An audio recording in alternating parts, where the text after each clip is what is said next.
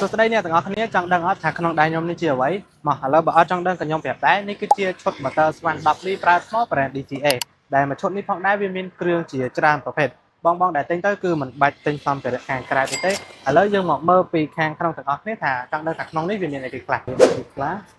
វ៉ាវនេះបងអាចនៅបានមានច្រើនខ្លាំងមែនតើបីតាម៉ែត្រក៏មានដែរមានម៉ែត្រមានតលវីសំបីតាដៃកាប់ក៏មាននេះថ្មពីរគ្រាប់សាវតាន់ក៏មានទាំងសាវតាន់មានទាំងក្បាលវីសមានទាំងវីសដុំសានេះជាម៉ូទ័ររបស់យើងម៉ូទ័រនេះមានកម្លាំង35ញូតុនណាទេខ្លាំងចឹងបងដែលមានតម្រូវការ motor Swan 10 លីប្រើថ្ម brand DCA អាចមករកបាននៅហាង Toyota Satox សូមអរគុណជួបគ្នានៅវីដេអូក្រោយ